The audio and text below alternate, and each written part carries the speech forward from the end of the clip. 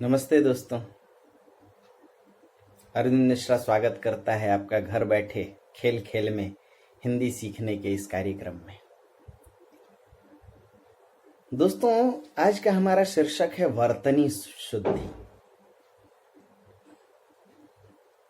चाहे आप किसी भी विषय को लेकर के सिविल सेवा की तैयारी कर रहे हों या कोई और कॉम्पिटिटिव एग्जाम दे रहे हों, प्रतिस्पर्धी परीक्षाओं में बैठने का अर्थ ही है कि आपकी लेखन शैली भी दुरुस्त हो, क्योंकि बहुत सी परीक्षाएं तो ऑब्जेक्टिव हैं। लेकिन यदि आप महत्वाकांक्षा को हासिल करना चाहते हैं तो सब्जेक्टिव परीक्षाओं की आवश्यकता पड़ती है। और ऐसे में वर्तनी शुद्धि अपने आप में एक भारी समस्या है, या यूं कहें विकट समस्या है। खास करके जो लोग सिविल सेवा में हिंदी साहित्य वगैरह रखते हैं या इतिहास भूगोल, जिस विषय से आप परीक्षा दें, वर्तनी शुद्धि एक अहम रोल निभाने वाली इकाई है। दोस्तों, वर्तनी शुद्धि पूरी तरह वैज्ञानिक है, मैथमेटिकल है। हम कुछ सूत्रों से इसे सीखने की कोशिश करेंगे। सबसे पहले तो यह जानिए कि वर्तनी है क्या। किसी भी शब्द में अक्षरों या वर्णों के व्यवस्थित क्रम को ही वर्तनी कहते हैं, स्पेलिंग, हिज्जा। दोस्तों, यदि कुछ सूत्रों पर ध्यान दिया जाए, कुछ नियमों पे, तो वर्तनी शुद्धि टेढ़ी खीर नहीं है। उदाहरण के तौर पर कोई शब्द है तो उसमें ह्रस्व ई की मात्रा, छोटी ई की मात्रा या दीर्घ ई की मात्रा, बड़ी ई की मात्रा, या ह्रस्व उ, छोटा उ, बड़ा उ जिसे हम लोग कहते हैं, उसे कहाँ लगाएं, कैसे लगाएं, इसका नियम क्या है। याद रखिए, किसी भी शब्द में यदि द्वित्व है, द्वित्व का अर्थ द्वि मतलब दो, त्व मतलब आना, यदि कोई ध्वनि दो बार आए उसे द्वित्व कहते हैं। तो द्वित्व के पहले हर हाल में छोटा स्वर होता है। कैसे? कच्चा। लिख के देखिए, क आधा च, फिर च आकार की मात्रा, एक च के बाद दूसरी च ध्वनि आई, इसे ही द्वित्व कहते हैं। अब च के पहले क है, क में अ स्वर है ना कि आ, कच्चा। ऐसे ही किस्सा, देखिए एक स के बाद एक और स है, इसे द्वित्व कहते हैं। तो द्वित्व के पहले क में छोटी ई की मात्रा है, ह्रस्व ई की मात्रा है, किस्सा। कुत्ता, एक त के बाद फिर एक त है, द्वित्व। अब उसके पहले जो क में उ की मात्रा है वह छोटी मात्रा है, ह्रस्व उ है। तो बोलिए मेरे साथ, द्वित्व के पहले हमेशा ह्रस्व स्वर प्रयोग होता है। दोस्तों, ऐसे ही कई सूत्र हैं। अब एक दूसरे सूत्र पे आते हैं। बोलिए मेरे साथ, यदि किसी शब्द में एक स के बाद एक आधा स, ऊष्म व्यंजन, 3 स होता है, तालव्य श, दंत्य स, मूर्धन्य श।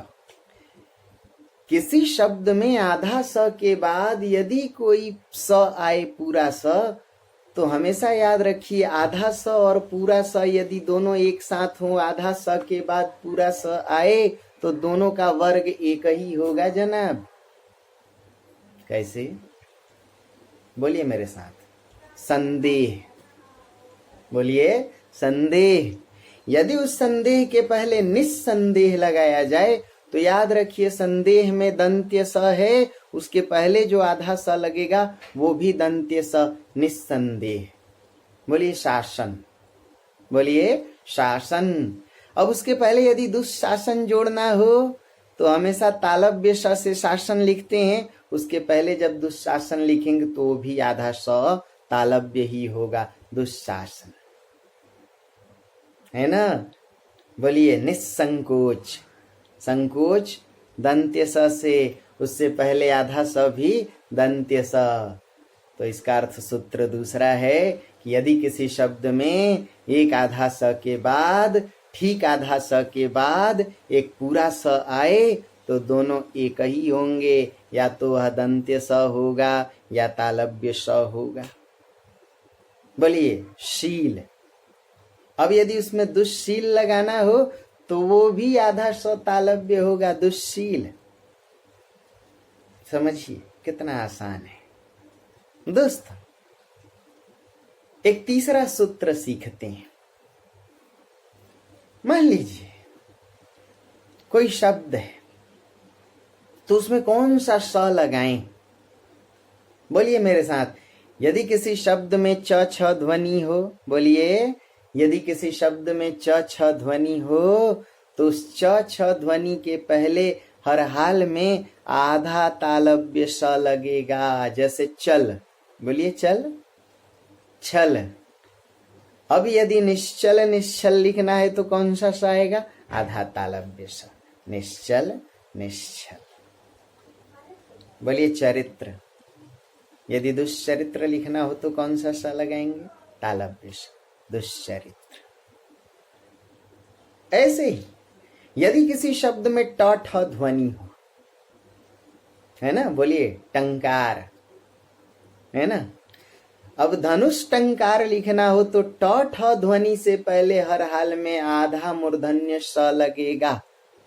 जैसे धनुष टंकार, जैसे दुष्ट, ट के पहले कौन सा स आएगा? आधा मूर्धन्य स। जैसे निकृष्ट, ट के पहले कौन सा स? आधा मूर्धन्य स। कुछ बात समझ में आ रही है? तो ऐसे ही हम लोग अगली क्लास में, अगले वीडियो में और भी नियमों को देखेंगे, वर्तनी शुद्धि के नियम।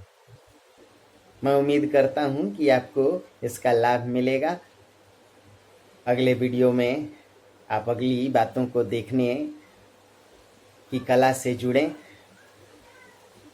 नियमों को सीखें, व्याकरण में, वर्तनी में कैसे शब्द लिखते हैं। तब तक ढेर सारी शुभकामनाएं। God bless you.